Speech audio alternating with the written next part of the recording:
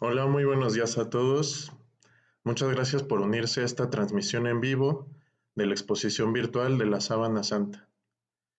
Yo soy Mauricio Fajardo, y autorizado por Otonia Internacional, que es una institución de investigaciones y de difusión sindonológica, es decir, de la Sábana Santa en muchos países. Esta es la primera de una serie de exposiciones que estaremos realizando, otros guías y yo. Ya les daremos más información al respecto. Sin más demora, entramos de lleno en el tema porque nos esperan cosas muy interesantes.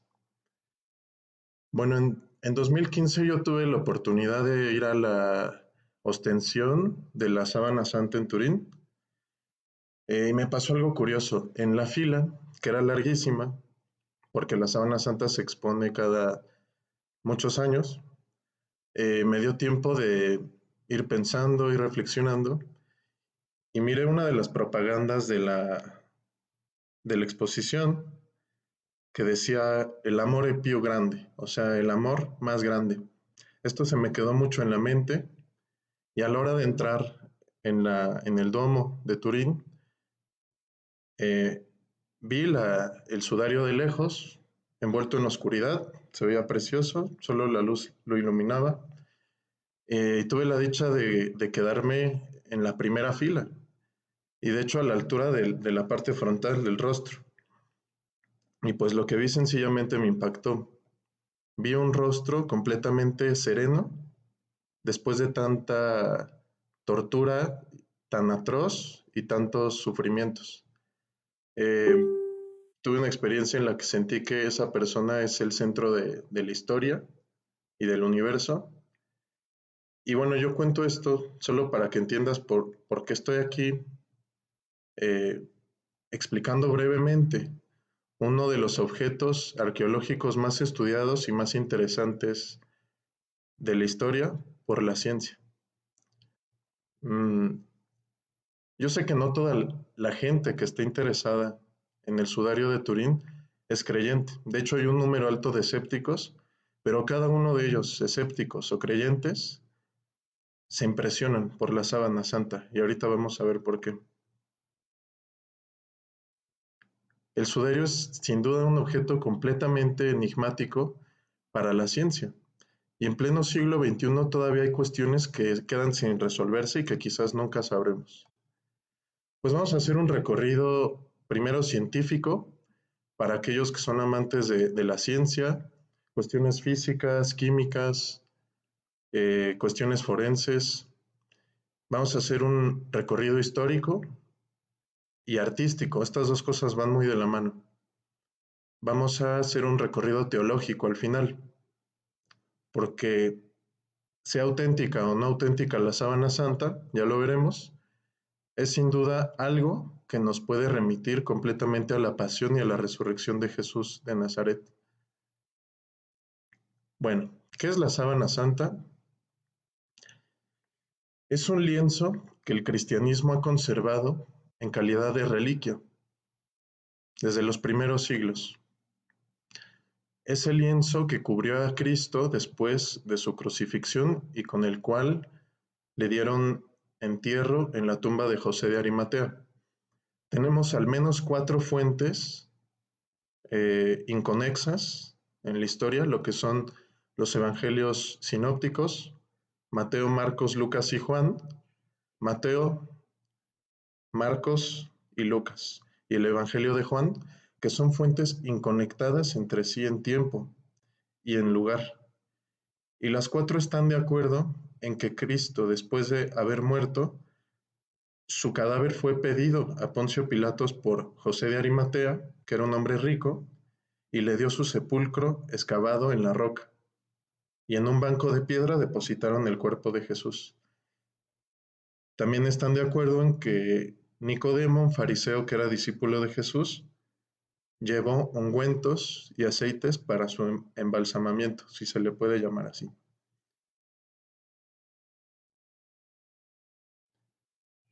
Desgraciadamente, las fotografías pues no le hacen justicia al objeto real. La imagen que les estoy mostrando difícilmente puede transmitir lo que se siente verla de persona a persona. En las exposiciones que estamos haciendo regularmente antes de toda esta contingencia del coronavirus, utilizamos una réplica realista en cuanto a tejido, tamaño, y espero que con las imágenes se pueda alcanzar a dimensionar un poquito la calidad y el tipo de tela que es esto y de pieza. Vemos aquí un lienzo largo. A mí lo primero que me impactó cuando la vi por primera vez fue que era un lienzo muy largo. No me explicaba yo por qué. Mide 4.37 por 1.13 metros. Tiene, eh, tiene impresa la parte frontal y la parte dorsal o de la espalda de un hombre que fue evidentemente crucificado, torturado y flagelado. Hay dos tipos de mancha que podemos ver aquí. Están las manchas de la imagen, que en esta diapositiva podemos ver claramente, y las manchas de la sangre. Por ejemplo, aquí en las muñecas o en los antebrazos podemos ver. Hay otras manchas, pero esas no son las originales, son accidentales. En esta diapositiva podemos ver eh, cómo envolvían el cuerpo, para que podamos entender de qué manera quedó impreso. Voy a hacer la diapositiva un poquito para acá. Aquí está el cadáver y una parte de la sábana entra en contacto con la parte frontal y otra parte de la sábana entra en contacto con la parte dorsal. Posteriormente se amarra y queda de esta manera. Bien.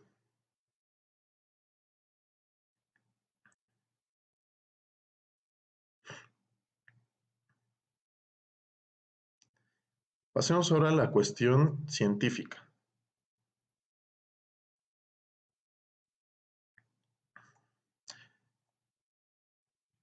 Nos podemos preguntar, ¿es auténtica o es falsa el sudario de Turín o la sábana santa, como también se le puede llamar?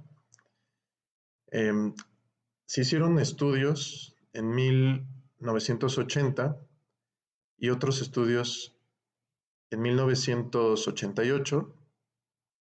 Aquí está mala fecha, puse 1980, pero es 1988. Estos dos experimentos a, comenzaron a propagar una serie de experimentos que hicieron que la comunidad científica se interesara más en la síndrome. Vamos a verlo ahorita en la historia de la sábana. Este señor que vemos aquí en la izquierda es el doctor Walter McCrone, que es un químico experto en cuestiones forenses. Este señor lo que vio eh, fueron dos cosas que le hicieron pensar que la sábana santa es una pintura. Encontró proteínas y encontró óxido de hierro. Lo que pensó él, como científico escéptico, fue las pinturas en la Edad Media necesitan de aglutinantes que se utilizan, tienen proteínas, por ejemplo el hueso de conejo, y el óxido de hierro es un pigmento de color ocre o color rojo.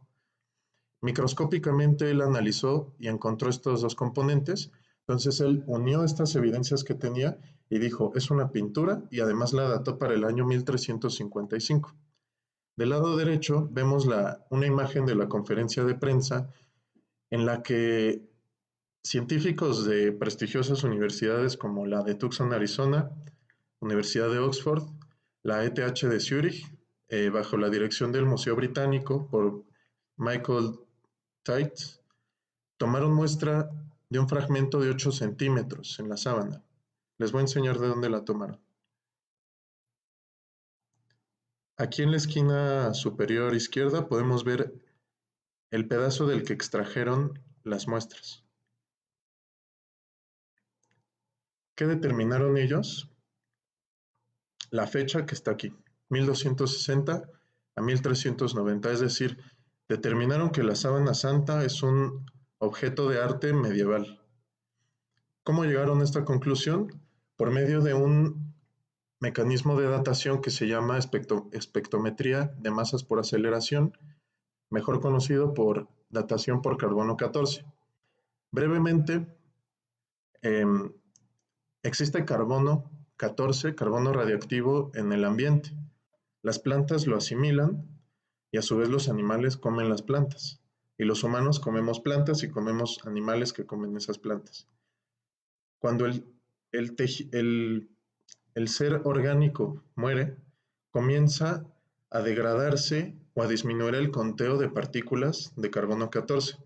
Con base en esta disminución, se puede dar una fecha bastante exacta, te dan un parámetro amplio, pero no puede ser menos de ese parámetro ni más de ese parámetro. Tiene que ser exactamente en esos márgenes. Por eso dicen 1260 a 1390. Entonces ellos dijeron, esta sábana santa es una pintura medieval. Entonces, si unimos las evidencias de estos dos experimentos famosos, de Walter Macron con la del carbono 14, tenemos por un lado que es pintura, porque encontró estos dos elementos, y por otro lado encontró la fecha. ¿Qué pasó después? Se armó revuelo, obviamente aquí existen muchos intereses ya personales, no es solamente ciencia. Pueden ver la cara de, hasta como de complacencia del señor de aquí en medio. Muchos medios científicos, muchos medios de comunicación, periódicos, revistas comenzaron a propagar esta información. Eh, Se le dio una difusión increíble y dieron carpetas, dieron prácticamente zanjada a la cuestión. ¿Qué pasó después? Vienen otros estudios. Comenzó a interesarse demasiado la comunidad científica. Nota, la Iglesia nunca llamó a la comunidad científica. Fue la comunidad científica la que se acercó. Y hay unos estudios muy interesantes que son los estudios de Pierluigi Baima Bologna y además los estudios de H. Heller y D. Adler. Ellos hicieron estudios hematológicos, es decir, estudios de sangre, y analizando microscópicamente las fibras del lino, donde aparentemente había sangre, encontraron efectivamente que se trata de sangre humana y la pudieron determinar como del tipo AB, que de hecho es un tipo de sangre que corresponde a los judíos de Medio Oriente en ese tiempo. Es una sangre difícil de encontrar en la actualidad.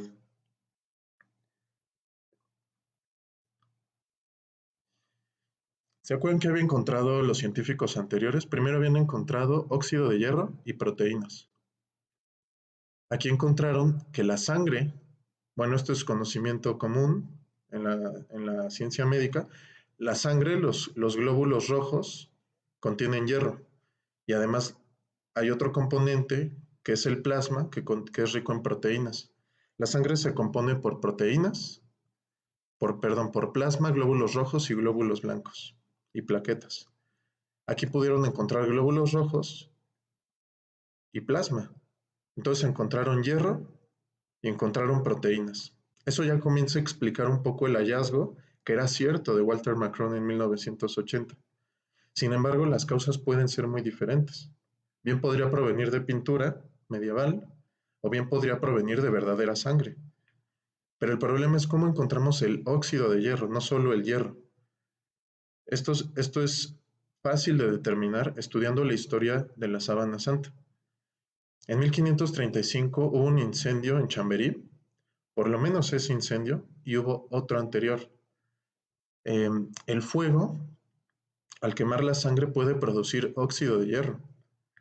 Y aún más, el lino, que es la materia prima de la que está hecha la sábana santa, al ser sometido a calor, se manifiestan propiedades químicas como es la manifestación de la presencia del hierro. Entonces ahí podríamos encontrar esa solución. Esta es la teoría de Adler, de Heller y otros científicos. Realmente, ¿qué es lo que determina una buena prueba de carbono 14? Hemos visto en National Geographic, por ejemplo, que encuentran momias que estaban enterradas, que estaban en sarcófagos y las someten a este tipo de pruebas. Pero la condición de una buena prueba de carbono 14 es la debida conservación del objeto, que no tenga contaminaciones. Ahora, vamos a pensar. La sábana santa estuvo expuesta a la veneración de los fieles durante siglos, muchos siglos, milenios. Y no siempre estuvo como hoy está, en una vitrina blindada con gases especiales. Estaba al aire libre, la gente la tocaba, la besaba, había humo de velas, había sudor, había mugre. ¿Ustedes creen que esto puede o no determinar o contaminar más bien las pruebas de carbono 14? Aquí podemos ver eh, una cuestión fundamental en la historia de la sábana santa.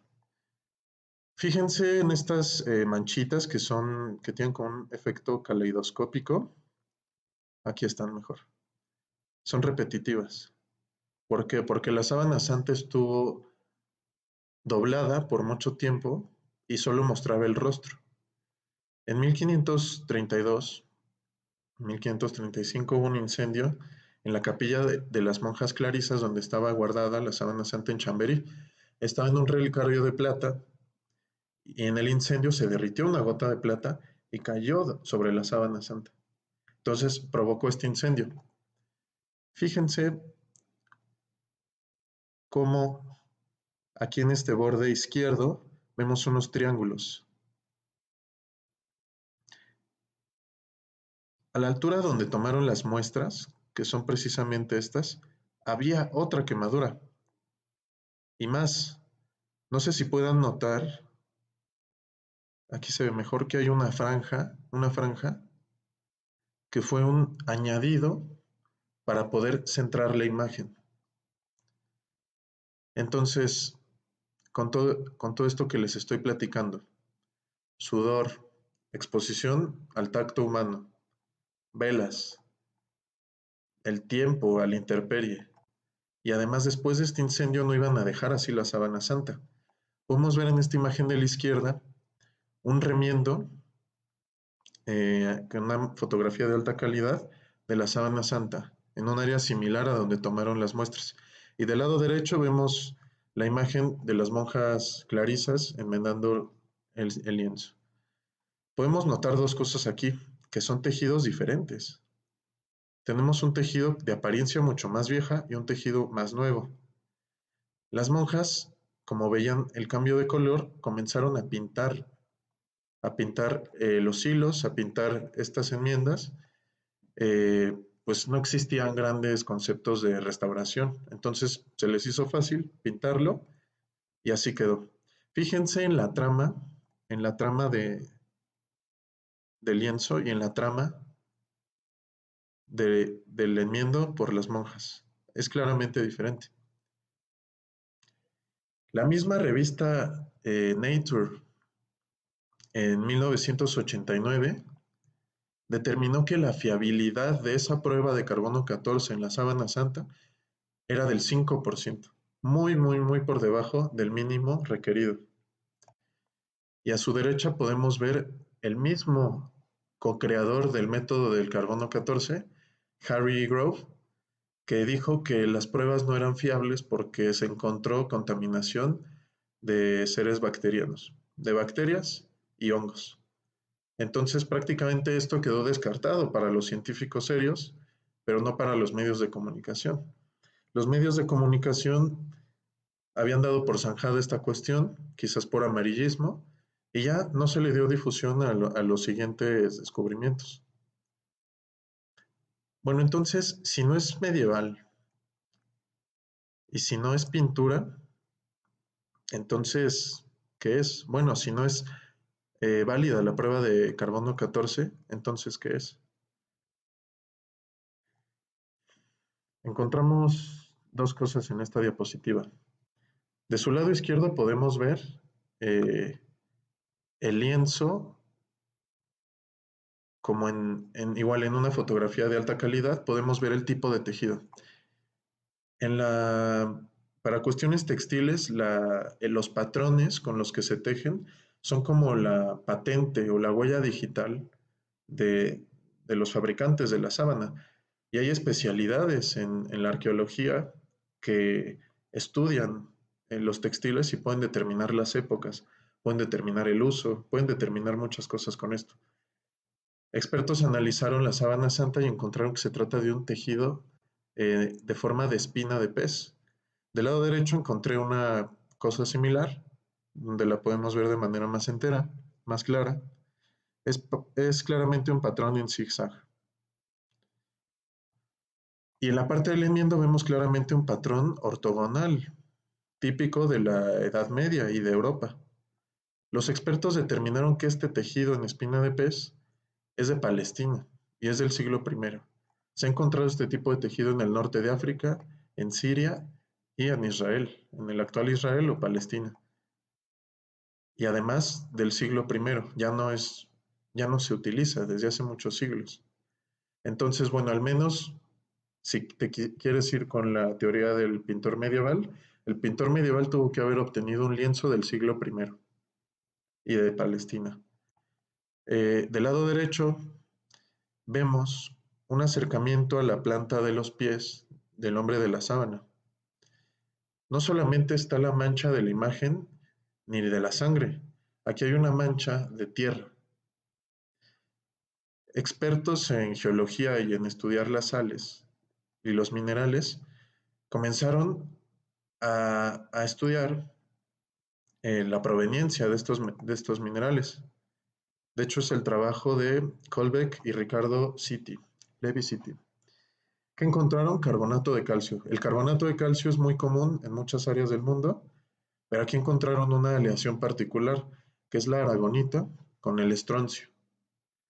Estudiaron en qué partes del mundo se pueden encontrar estos minerales y se encuentra particularmente en Palestina y más específicamente en Jerusalén o en los alrededores de Jerusalén, que es donde murió Cristo. Entonces, al menos la tierra, el falsificador medieval tuvo que haber sabido que en el futuro iban a analizar científicamente la tierra para poder cambiarla, ir por tierra a Israel y implantarla ahí. Ya nos empieza a sonar muy poco lógico y por el momento pues ya voy a dejar de lado la teoría del carbono 14, de que es medieval y de que es una pintura, porque los datos científicos nos dicen que no lo es.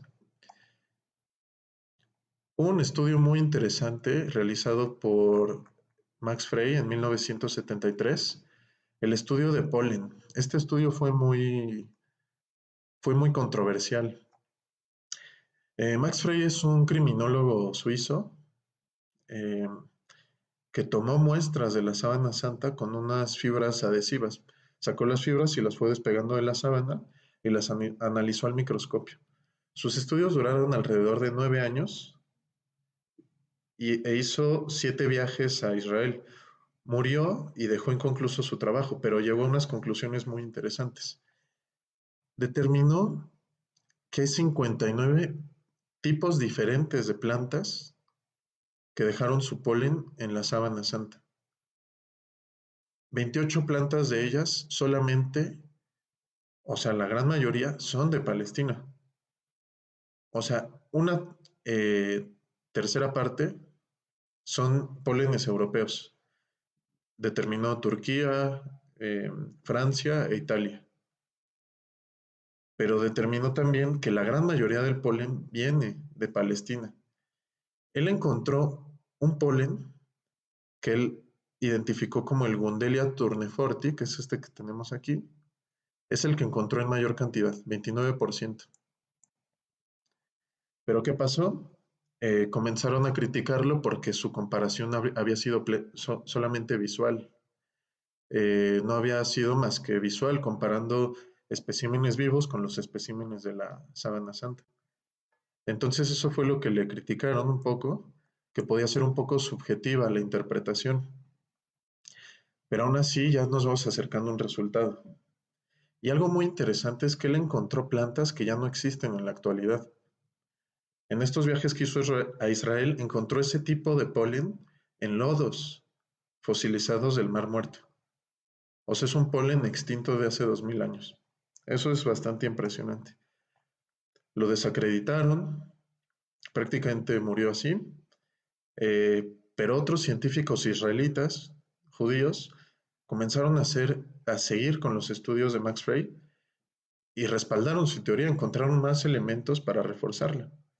Y después Marcia Boy, italiana, encontró que esta Gundelia tuneforti, que era el elemento de mayor proporción en la sábana santa, se trataba en realidad del Helichrysum, que es esta que tenemos aquí. El Helichrysum es una planta que se utilizaba en la, era de uso funerario en el siglo I y en la antigüedad. Era más costoso que el oro incluso. Mezclaban, les voy a decir los componentes que mezclaban. Mezclaban en el icrisum con láudano, terebinto y gálbano para formar un ungüento funerario. Esta mezcla la avala el historiador Plinio el Viejo. Entonces, realmente podemos decir que era un polen que además es entomófilo, es decir, que no vuela, que es pesado y que solamente se puede transmitir por contacto. Entonces, eso implica una cosa, alguien lo puso intencionalmente ahí. Entonces, esta teoría del ungüento funerario es completamente plausible.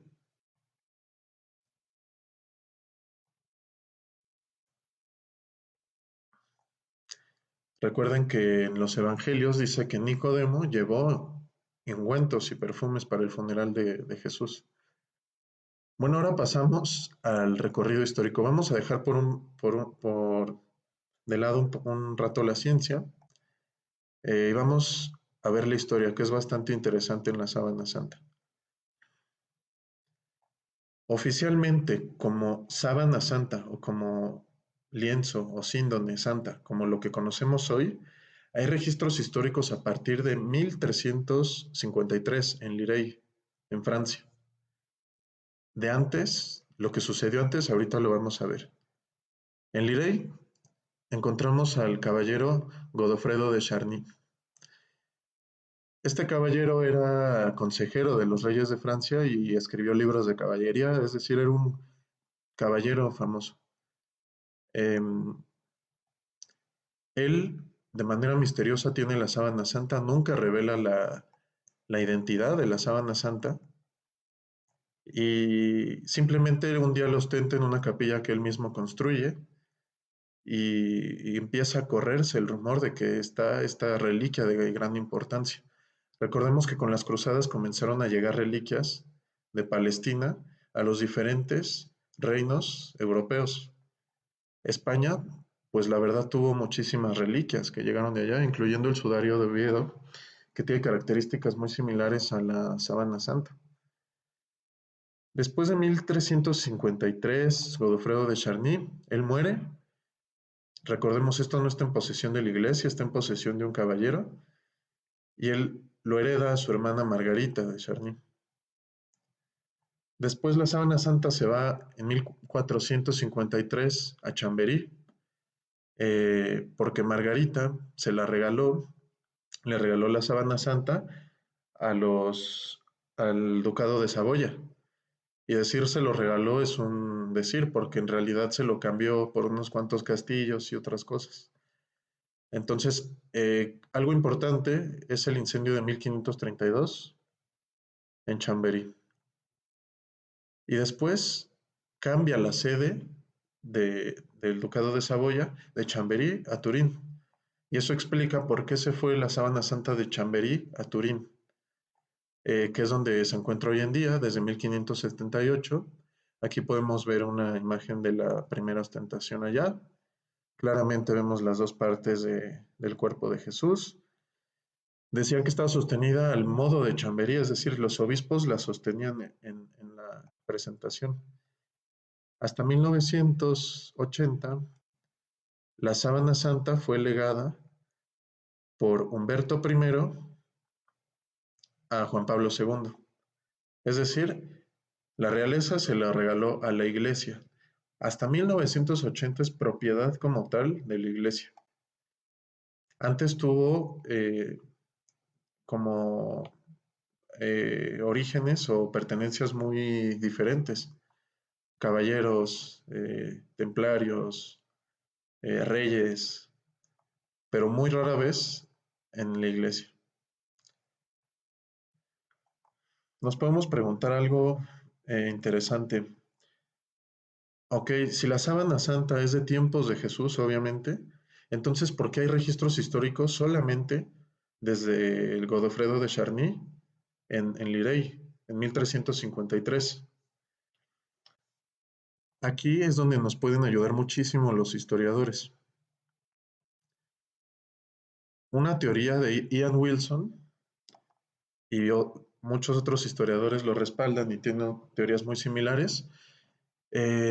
Piensan que la sábana santa tenía muchos motivos para estar escondida y haber tenido otro nombre en la antigüedad. Esta es la teoría de Ian Wilson. Él dice, los judíos el domingo de resurrección entran al sepulcro y ven los lienzos de Cristo en la tumba. Y además, estos lienzos, además de que tenían eran pertenecientes al cuerpo de Cristo, tenían sangre, sangre de Cristo. Para los judíos, el alma está en la sangre, entonces para ellos era un objeto de muchísimo valor, de altísimo valor. Entonces ellos la conservan como reliquia. Pero ¿qué pasa? La ley hebrea y la ley romana, ambas penaban la posesión de objetos fúnebres, de objetos funerarios. Entonces esto explica por qué ellos no andaban ostentando la sábana santa, sino que la tenían de manera escondida. Entonces lo que dicen los historiadores es que no hay que fijarnos en nombres, no hay que buscar el nombre sábana santa. Lo que hay que buscar son tradiciones que nos hablen de una imagen parecida o de una imagen que tenga mucho que ver con lo que hoy conocemos como la sábana santa. Si analizamos la historia desde el siglo I hasta el siglo X, encontramos muchísimas referencias históricas a un objeto llamado mandilion, que además tiene mucho que ver con el lienzo de Santa Verónica. Para los que no recuerden, Santa Verónica no está en la Biblia, es una tradición de la piedad cristiana, no está escrito. Dice que cuando Jesús iba camino al Calvario azotado, eh, una mujer llamada Verónica se acercó con un lienzo para que Jesús se secara la sangre y quedó su rostro impactado en este lienzo. Pero los historiadores dudan mucho de la existencia realmente de Verónica. De hecho, el nombre Verónica es la composición de dos palabras en latín, vero, icon, es decir, imagen verdadera. Quizás esta tradición lo que nos está diciendo es que el mandilion que tenía que estar ocultado, el lienzo, mandilion significa lienzo, que tenía que estar ocultado, recibe el nombre del lienzo de Verónica, es decir, la verdadera imagen del Señor, vero icono. Entonces, si comenzamos el rastreo de Verónica y del Mandilion, vamos a encontrar un rastreo casi perfecto desde Lirey, que es la primera vez que aparece en Europa, hasta Jerusalén. Ahora vámonos desde el principio. Año 30, muere Cristo, lo bajan de la cruz, eh, lo entierran, lo meten a la tumba de José de Arimatea, lo cubren con los lienzos y después estos lienzos están perdidos alrededor del año 30 hasta el 544. Hasta el 544 hay registros en Edesa. Pero ¿qué tenemos? Tenemos una leyenda.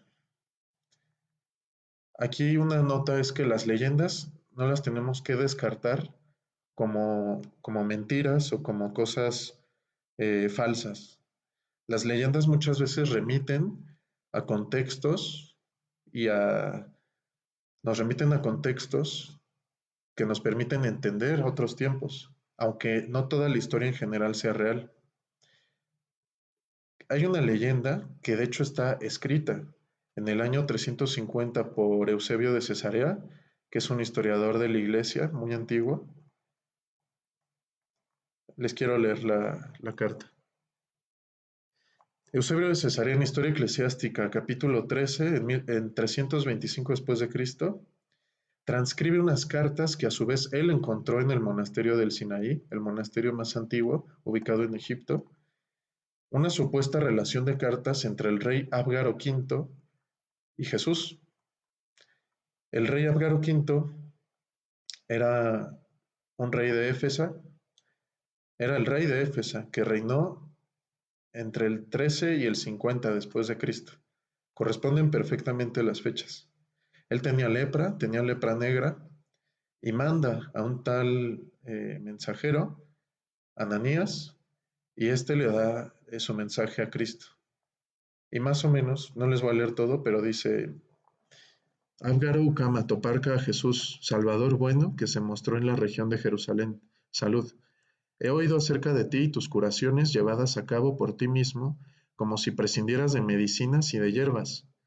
Pues según la noticia que corre, haces que los ciegos vean y que los cojos anden.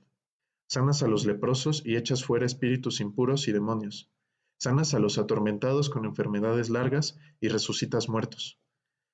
Tras oír esto de ti, creo que hay dos opciones. O eres Dios, y habiendo bajado del cielo llevas a cabo estas obras, o puesto que las haces eres el Hijo de Dios.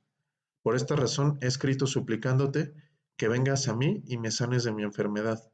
También he sabido que los judíos murmuran contra ti y quieren tu mal, etc. Aquí encontramos un poco de cuestiones que eran difíciles de conocer para Abgaro V, pero realmente los historiadores de la época no cristianos coinciden en que en realidad existió en efecto el rey Abgaro V en esas fechas, en que él tenía lepra negra y que fue curado milagrosamente, y además que fue el primer rey que llevó el cristianismo a todo su pueblo. Jesús simplemente le contesta que le conmueve su situación, pero que su tiempo en Judea todavía no termina, pero que cuando llegue su tiempo él enviará a un discípulo. Entonces la leyenda cuenta que el apóstol Judas Tadeo, él llevó el lienzo y se lo presentó al rey Ágaro, quien a su vez lo tomó y quedó sano al ponérselo en contacto con el lienzo. Aquí podemos ver esta imagen muy antigua del rey Ágaro recibiendo el mandilion. Esa es la primera referencia que tenemos del mandilion, es decir, mandilion, lienzo. ¿Qué pasa? El rey Ágaro le impone el cristianismo a todo el pueblo, pero después el hijo de Ágaro, V, no era cristiano. Él se hizo musulmán, fue cristiano, se convirtió al Islam, y entonces, gracias a Dios, los musulmanes consideran que Jesús es un gran profeta y por eso decide conservar el lienzo. El lienzo, como podemos ver en esta imagen, eh, fue guardado en las murallas de Edesa, para evitar posibles robos o destrucciones. Esto hasta el 544. El sudario estuvo del 544 al 944, pero en posesión ya de musulmanes. Ahora vámonos a Constantinopla. El Imperio Romano, que ya estaba desfragmentado, establece su capital oriental en Bizancio, en Constantinopla. Y el rey en este tiempo era Romano I, y él, por codicia, por poder, decide apropiarse del mandilion, porque él sabía que le había dado el mandilion la victoria a Edesa sobre los persas que habían intentado asediar la ciudad. Entonces él amablemente va con su ejército, rodea a Edesa y les dice: te cambio el mandilion por 200 prisioneros sarracenos y por 12,000 denarios de plata. O sea, una cantidad enorme de dinero, muchos prisioneros y además no te mato. Entonces, pues como que no le quedó de otra al rey de Edesa, musulmán en ese entonces, le dan el mandilio y entra el mandilión a Constantinopla, rodeado de una cantidad de fiestas y de liturgias, y lo dejan en la iglesia en Santa Sofía, que es la catedral de Constantinopla, hoy Estambul. Aquí podemos ver abajo en la primera imagen el Codex Scilices, que es un códice que escribió un monje, entre otras cosas es la historia de Constantinopla. En la página 131 habla de cuando llega el mandilio a la capital. Y ahí podemos ver, muy curioso, cómo está el mandilion y del rostro, está poniendo un rostro que sale como de la sábana y se lo pone la cara del rey. Pero ¿qué pasó después? En 1204 llegan los cruzados, la Cuarta Cruzada, que en realidad en ese punto no era para reconquistar Tierra Santa, sino para ayudarle a un rey legítimo a recuperar su trono en Constantinopla, pero hacen un saqueo. Habían templarios italianos y sobre todo franceses e ingleses. ¿Qué pasa aquí? Que hay relatos de Robert de Clary que dice, ni griego ni francés supo qué fue del sudario cuando se tomó la ciudad. Y también escribe, había en Constantinopla, entre otros, un monasterio que se llamaba Nuestra Señora Santa María de Blanquernas, donde se conservaban las síndonies, donde nuestro Señor fue envuelto y que cada viernes se mostraba vertical, de modo que se podía ver la figura de nuestro Señor. Tras el saqueo, la reliquia desapareció. Después de esto, también hay una reclamación del rey de Constantinopla al Papa Inocencio III y le dice que es una barbaridad, que además de robar oro y grandes cantidades de bienes, robaron lo más sagrado que era el mandilio y dice explícitamente el lienzo con el que envolvieron a nuestro Señor. ¿Qué pasó después? La evidencia apunta que un tal eh, noble llamado Otón de la Roche, francés también, tenía una especie de fortaleza en Atenas y él roba el mandilion y se lo lleva a Atenas. Hay emisarios papales a los que se les mostró ocultamente la sábana santa o el mandilion, y a partir de ahí, como todo mundo ya empezaron a correr los rumores, él tuvo miedo y simplemente lo cedió o lo vendió a otra persona. Entonces esa es la última noticia que tenemos del mandilion hasta Charny, hasta 1353, pero es perfectamente plausible. Luego hay unas historias muy interesantes de los templarios, que también tienen frescos con un rostro muy parecido al del Mandilion, y que indican que en sus ritos veneraban una imagen de un hombre con la barba partida. De hecho, fueron torturados y solo por estas torturas pudieron revelar esto. Esto explica cómo llegó hasta Lirey en 1353. Aquí podemos ver rápidamente. Empezó aquí Jerusalén, Edesa, acuérdense, rey Abgar, luego Constantinopla, saqueo de cruzados, 1206 en Atenas, luego Lirey, Chamberí con el ducado de Saboya y luego Turín hasta la actualidad. ¿Cómo sabemos que este mandilion es realmente la sábana santa que nosotros conocemos? De este lado derecho de la diapositiva pueden encontrar una L o un 7 hecho con unas quemaduras previas al incendio de Chamberí en 1532.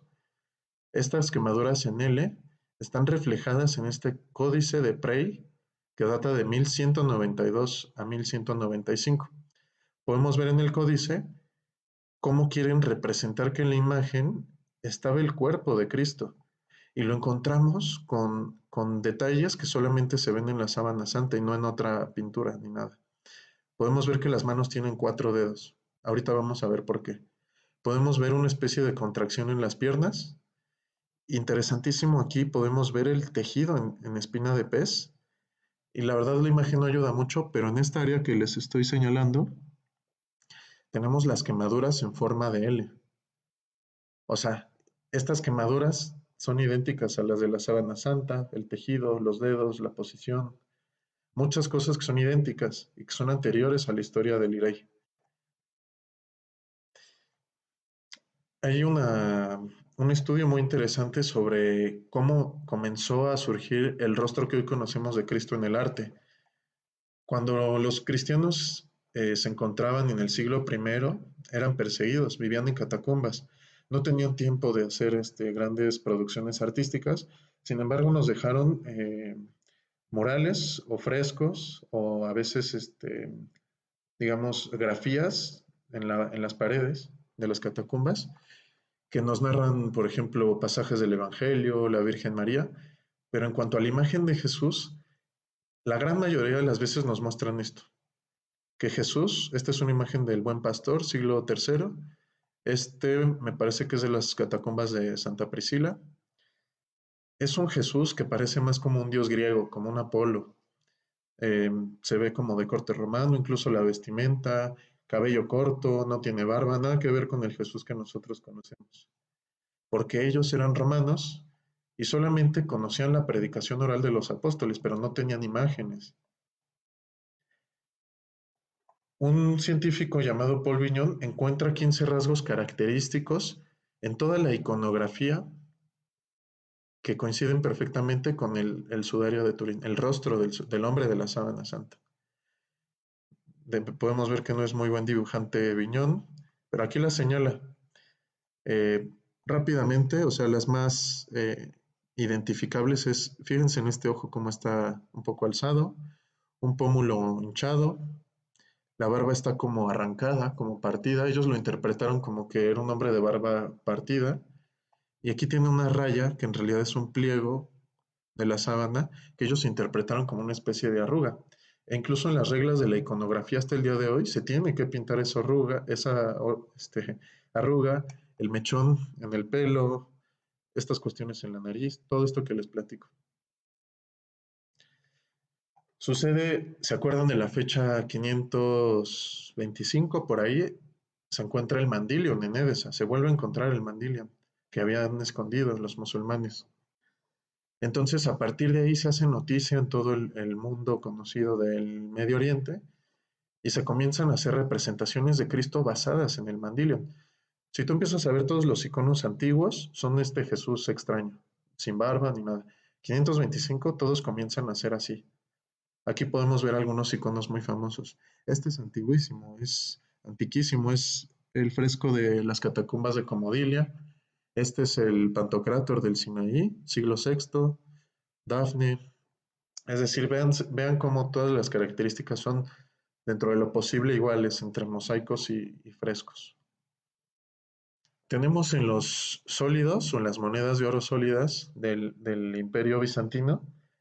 Esta es del sólido Justiniano II del año 685. Podemos encontrar aquí ya estos rasgos de los que les estoy hablando. En este jarrón de Edesa, siglo VI también, podemos ver estas características del rostro del hombre de la sábana. Incluso se ve esta arruga que les digo aquí en el cuello.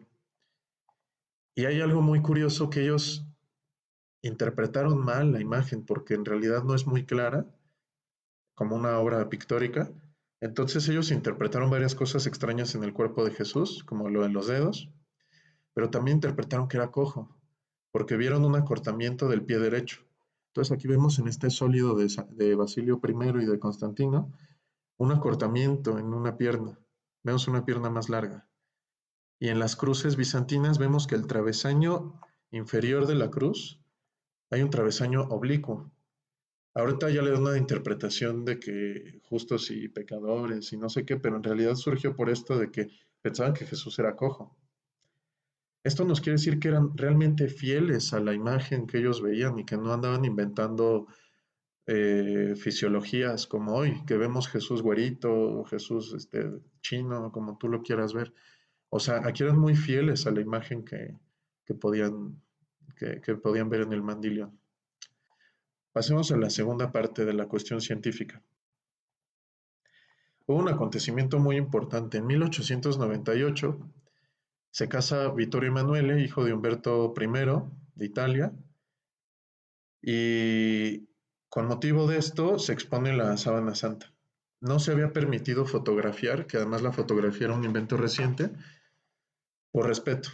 Pero Secondo Pía, que era un apasionado, un aficionado de la fotografía, de hecho era como miembro de un grupo de fotógrafos importantes en Italia, él pide al rey fotografiarla y lo convence diciéndole que pues como ha pasado, puede ser robada, puede ser destruida, puede ser, o sea, un incendio, un robo, entonces conviene tener evidencia fotográfica de la sábana santa.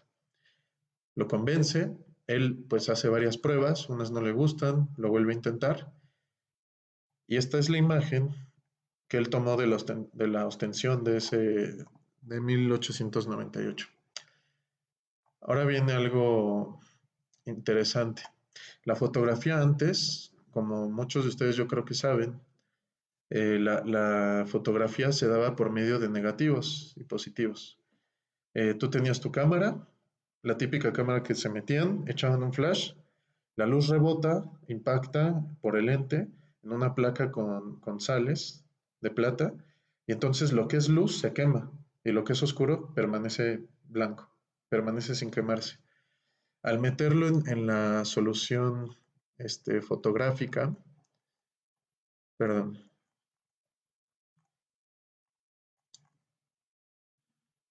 al meterlo en la solución fotográfica, pues él se encuentra con algo que simplemente le sorprendió.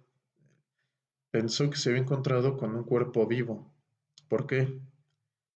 Aquí en esta imagen podemos ver del lado derecho un objeto real, ¿no? Como la cámara debería arrojarnos la fotografía en el resultado final. Y este es el negativo, lo que te da la placa en este caso. Y eso es lo que él metió en la solución. Pero antes de meterlo en la solución, vio que esto que se debería ver así, negativo, que lo oscuro es claro y lo claro es oscuro, se encontró con algo que cambiaría la historia de la sábana santa, porque a partir de este acontecimiento se comenzó a interesar la comunidad científica. Él encontró que en el negativo el cuerpo era tremendamente nítido, o sea, vemos facciones, vemos detalles, vemos particularidades que no se ven con el positivo. Y lo que pasó es que creyeron que simplemente era una especie de engaño y Secondo Pía quedó desacreditado, su figura pública quedó hecha añicos y él murió. Y después un fotógrafo, Giuseppe Henry, en la siguiente ostensión en 1931, vuelve a hacer la fotografía, saca los negativos y se da cuenta que Secondo Pía tenía razón. No era ninguna falsificación y estos eran los resultados.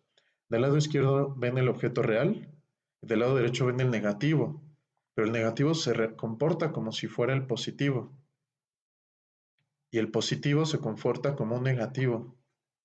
Qué raro, ¿no? Esto nunca se ha visto en la historia del arte. En el arte nunca se ha podido plasmar algo así. No existían conocimientos de este tipo de fotografía, aunque algunos dicen que con una cámara oscura, que con cuarzos, que con vapor, una técnica griega, que no sé qué, pero no es el tipo de imagen que podemos apreciar en la sábana santa. Fíjense cómo aquí se ve perfecto las facciones, los párpados cerrados, se ve la nariz, se ve la herida de la nariz, la hinchazón perfectamente en el pómulo, cosa que aquí no se ve, el cabello, la barba partida perfectamente, las heridas se ven mucho mejor. Entonces, ¿qué nos quiere decir esto? ¿Cómo se formó la imagen? La imagen misma nos indica que fue un proceso de oxidación, es decir, una especie de energía, puede ser energía calórica o energía lumínica, impactó en las fibras y las oxidó, como si se degradaran en el tiempo por miles de años y quedaran más oscuras, como cuando dejas algo, un paño blanco o una playera blanca en el sol y se pone amarilla por mucho tiempo, pero esto en cuestión de fracciones de segundo. Entonces, les voy a leer un informe de la ENEA. Ellos dicen que por otras cualidades que ven en la sábana santa, el tipo de energía específica es energía radiante, es decir, radiación fue lo que causó esto.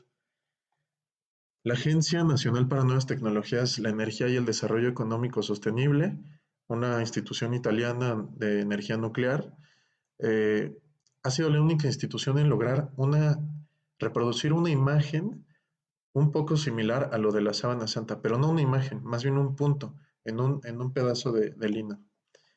Eh, Lograron la decoloración similar en un tejido de lino con un láser excimer de $250,000 por medio de radiación UV lejana, radiación, para generar una imagen de 17,000 centímetros cúbicos como la síndone, serían necesarios 34,000 millones de vatios, o sea, una cantidad impresionante de energía en distintos puntos, o sea, miles de láseres al mismo tiempo, con toda esa energía, para formar una imagen con un negativo óptico y con información tridimensional es sencillamente imposible. Esto que ven aquí es un experimento, este que les estoy diciendo, con el láser excimer de UV, y realmente es mucha energía la que se necesita y lograron hacer un puntito de coloración, más bien de oxidación. Pero lo que pasa es que las fibras, como podemos ver aquí, es impactante como unas fibras están quemadas, pero el filamento siguiente, o sea, el que está pegadito, no lo está. O sea, es un tipo de energía muy extraña porque quema uno sí y otro no. El comportamiento normal sería que quemara una área completa o en gradientes, pero completa. Y aquí es como que selectivo. Entonces, y además está impactada la imagen de una manera muy superficial. El láser penetró mucho más en el lino, pero la imagen original es mucho más superficial. Hay 9 características científicas que no voy a mencionar todas en el lino, porque esto es muy extenso, pero unas muy interesantes son, uno, la superficialidad. Esto que les estoy diciendo, la imagen está tremendamente superficial en el lino. No logró penetrar más y esto es muy difícil de hacer. Eh, Hay una ausencia de pigmentación, no hay pigmentos, no hay manchas de pintura, no hay direccionalidad, no hay trazos, no hay trazos. Eh, Estabilidad hidrológica, estabilidad química, estabilidad térmica. A pesar de que se quemó, los científicos apuntan a que la ignición de la sábana hubiera sido completa, porque le cayó una gota de metal en estado líquido, incandescente. Era para que todo se... Entonces tiene propiedades térmicas que se han estudiado. Otra es la pormenorización, que se analiza microscópicamente y no solo se ven las contusiones en el cuerpo del hombre de la sábana, se ve incluso como pequeños rasguidos que solo se pueden ver a nivel microscópico. Pormenorización es que hay detalle a un nivel microscópico. Negatividad, esto que les platico de secondopía, y tridimensionalidad. Esto es muy interesante.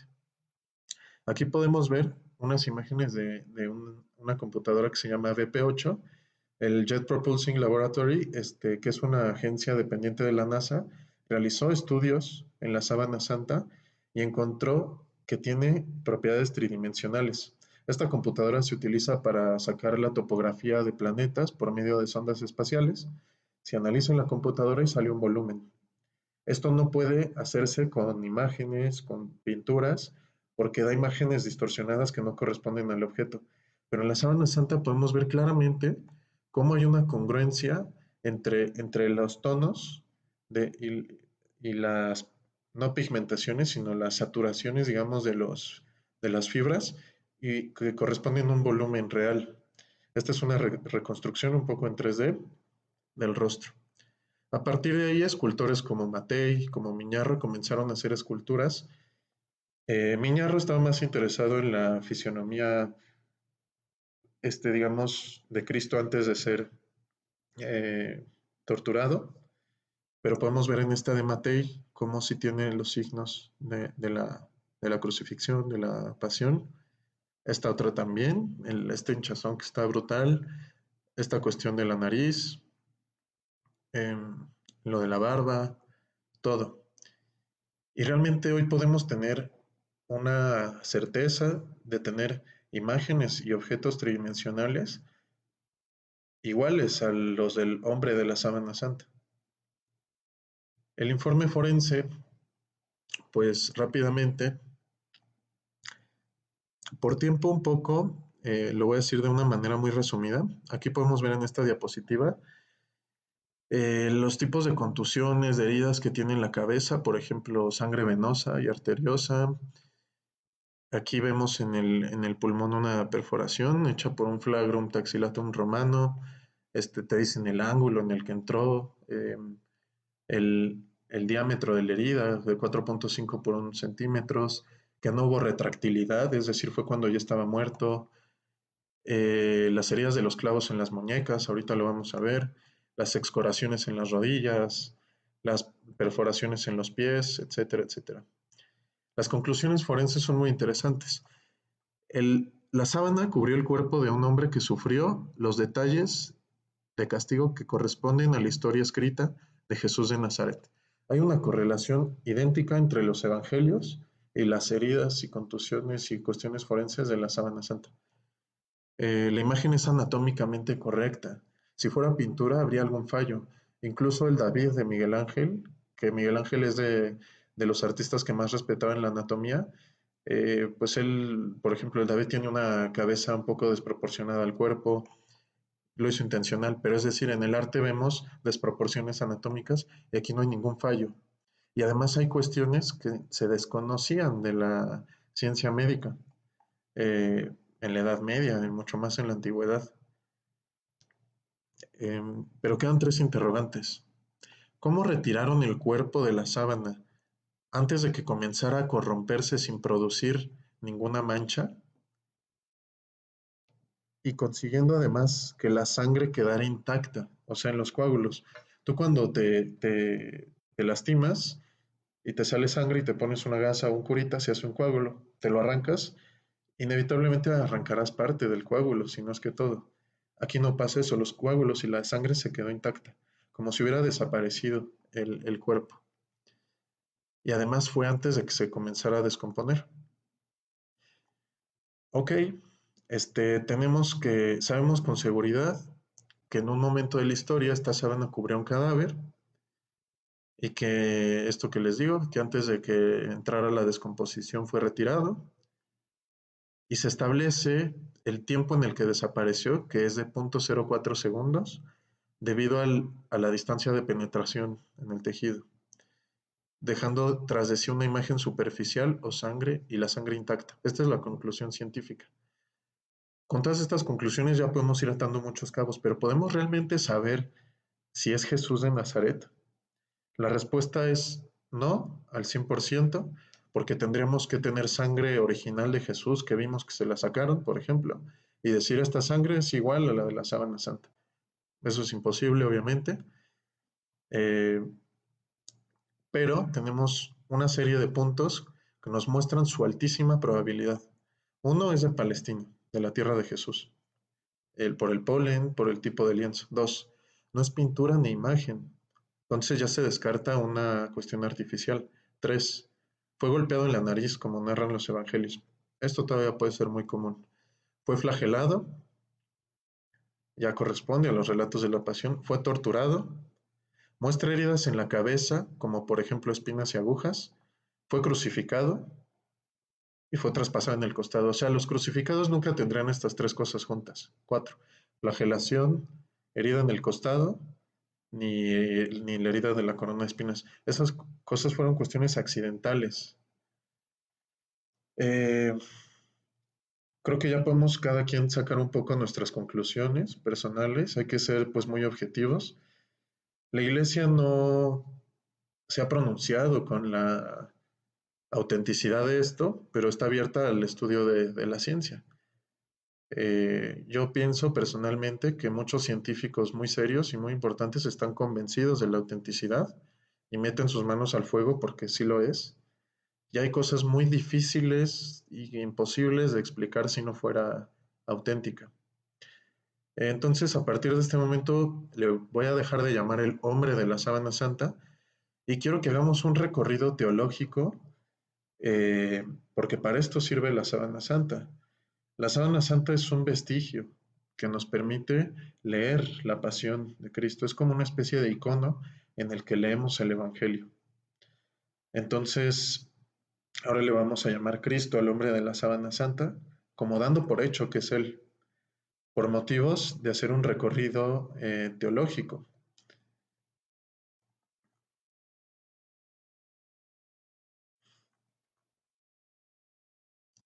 Muy bien. ¿Cuál es el nombre de la persona que está en la sábana santa? Esa persona se llama Yeshua, que en hebreo quiere decir Dios salva o Dios es salvación. Nosotros como cristianos o como católicos, pues hemos escuchado mucho. Jesús nos salvó de nuestros pecados en la cruz. La salvación de los pecados. Realmente hoy estamos muy acostumbrados a este lenguaje, pero realmente esto nos puede ayudar mucho a entender un poquito qué quiere decir salvación y de los pecados, ¿no? ¿Por qué? Algunos podrían decir, pues no hay cosas más urgentes que el pecado, o sea, hay, hay hambre, hay guerra, hay pandemias, hay asesinatos, ahí está la cuestión climática. ¿El pecado qué viene aquí con esto? ¿Por qué tanta necesidad de la salvación de los pecados? Vamos a entrar un poco en el relato teológico de Génesis. Eh, Adán y Eva, que son figuras teológicas que están en la Biblia, que corresponden a una realidad teológica. Aquí no nos interesa tanto la especificidad histórica. Adán y Eva estaban en completa armonía con Dios. Ellos eran plenos, eran libres, vivían en armonía consigo mismos, entre ellos, con Dios y con la naturaleza, con el ambiente que les rodeaba. Sabemos que en el relato llega de pronto el demonio en forma de serpiente, que es símbolo del animal más astuto y sabio, ¿no? Y además sigiloso. No es tanto por maligno. Llega Satanás y les dice, ¿es verdad que Dios te ha prohibido comer del fruto de estos árboles que ves aquí? Y Eva dice, no, Dios nos ha permitido comer de todos los árboles, excepto del árbol del conocimiento del bien y el mal. Y dice Eva, so pena de muerte. Es decir, si lo comemos, moriremos. Y el diablo les dice, no, no es verdad. Si tú lo comes, te vas a hacer como los dioses, te vas a hacer inmortal. Y Dios no quiere eso para ti. Entonces, ¿qué vemos aquí? Que en realidad el pecado original sí fue desobediencia, fue soberbia, pero fue una especie de desconfianza de Dios. Y esta huella la podemos ver y constatar en nuestra propia vida. Podemos ver cómo a veces creemos que Dios es enemigo de nuestra libertad. No quiere que comas de ese árbol porque si comes, te harás como Él y eso no lo quiere Él. En otras palabras, Él no quiere tu felicidad, Él no quiere tu plenitud, Dios no quiere tu libertad. Entonces entró esa desconfianza. Y un pasaje que lo ilustra perfectamente es, ellos después de haber pecado, Adán se escondió en el jardín del Edén y leemos en Génesis 3, Yahvé Dios llamó al hombre, Adán, y le dijo, ¿dónde estás? Este contestó, te voy, te oí andar por el jardín y tuve miedo, porque estoy desnudo, por eso me escondí. O sea, le tenemos miedo a Dios, tenemos miedo de nuestra vulnerabilidad y nos escondemos de Dios. Entonces, para eso vino Cristo al mundo. Después en Génesis 3:21 dice, Dios maldice a la serpiente, la condena a arrastrarse por los suelos y le dice, enemistad pondré entre ti y el linaje entre ti y la mujer, entre tu linaje y su linaje. Y o sea, su linaje, te aplastará la cabeza mientras tú acechas su talón. Es decir, pronosticó Dios un vencimiento sobre el mal, sobre el pecado. Ahora sí vamos a entrar a la pasión a la luz de la sábana santa. Está Jesús en el huerto de Getsemaní. Él está en una agonía interior.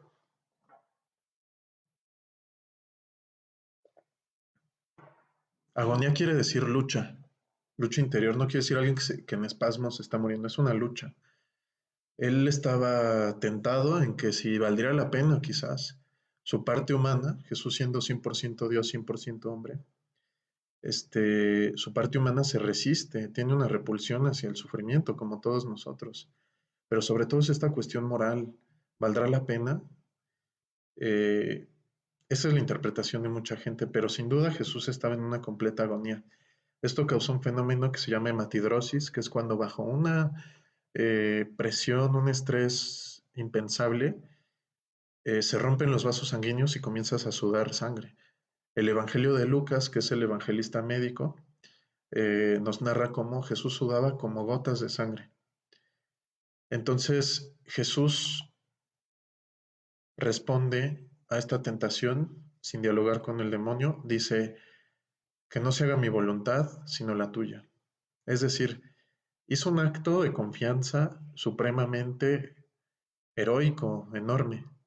Acuérdense, en un jardín fuimos tentados y pecamos como humanidad. Y en otro jardín, que es el jardín de los olivos, fuimos redimidos, porque ahí es donde Cristo decidió emprender su sacrificio. La cruz ya era trámite prácticamente, ese es el momento donde Él se decide y Dios le da completa paz y poder para poder pasar por todo esto hasta el final.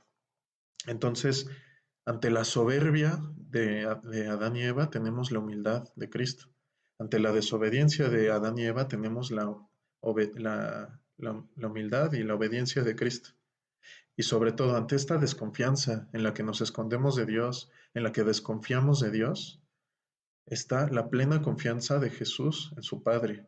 Abba, Padre, todo te es posible si aparta de mí este cáliz, pero que no se haga tu voluntad, sino la mía. Es decir, Jesús en nuestra representación tiene la confianza en Dios que nosotros no tuvimos y así es como Él nos redime del pecado. El pecado, como decimos, ¿qué tiene que ver con lo que todos vivimos? El pecado no es más que la autoexclusión de este estado de libertad y de plenitud que tenemos con Dios. El pecado es tú solito, con tu libertad, apartarte de aquello que te hace pleno y que te hace feliz. Entonces, Cristo nos salva. O sea, Cristo es el puente con el que nos podemos reconectar para tener paz con Dios, con nosotros mismos, con los demás, con todo. Realmente, si te pones a pensar, todos los problemas del mundo provienen del pecado, de una situación moral. ¿De dónde proviene la injusticia económica? ¿De dónde proviene la violencia? ¿De dónde provienen las doctrinas que desvían el comportamiento sano de la gente? ¿De dónde viene la pobreza? Entonces, el pecado realmente tiene muchísimo que ver. ¿Qué pasa? Arrestan a Jesús. ¿Y quién lo arresta? La autoridad judía. La autoridad judía era el Sanedrín, que es como la Suprema Corte judía compuesta por 70 ancianos, escribas, hombres influyentes y sacerdotes. Ellos le hacen un juicio en casa de Anás, en lo que congregaban a todos los miembros del Sanedrín. Y es un juicio completamente injusto, porque para empezar se hace en la noche, se hace con testigos comprados, y estos testigos ni siquiera coincidían en sus testimonios, hasta que Jesús de plano tiene que decir algo, él, que lo va a incriminar completamente para que lo sentencien. El sumo sacerdote le dice, te conjuro por el Dios vivo que nos digas si eres tú el Mesías. Si Jesús dice sí, soy yo, él ya firmó su condena de muerte. Él podía callarse y quizás desviar este juicio que era completamente ilegal y que incluso parte del Sanedrín veía la injusticia y no estaba de acuerdo. Entonces Jesús le pregunta, lo interrogan sobre sus doctrinas y Jesús dice, yo estuve todos los días en el templo hablando abiertamente. ¿Por qué no le preguntas a todos aquellos que me han escuchado? Esto fue una bofetada realmente para el sumo sacerdote porque le dijo, tu juicio es ilegal porque no hay testigos reales. Entonces, aquí dice, apenas dijo esto uno de los guardias que allí estaba, le dio una bofetada a Jesús diciendo, ¿así contestas al sumo sacerdote? El texto original en griego no es bofetada, sino bastonazo. Y esto lo podemos ver realmente aquí en la síndone, en un acercamiento en la nariz. Les voy a leer un cachito de un fragmento forense. Dice, el rostro muestra lesiones provocadas por golpes de un objeto cilíndrico 4.5 centímetros de diámetro.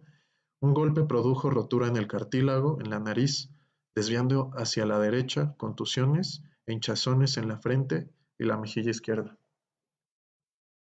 Ante todo esto, Jesús va cumpliendo las profecías de Isaías, de Malaquías, de Jeremías, de los Salmos, que son siglos antes. Isaías, por ejemplo, 700 años antes. El Señor Dios me ayuda, por eso no seré humillado. Por eso, como pedernal, como piedra, he puesto mi rostro, y sé que no seré avergonzado.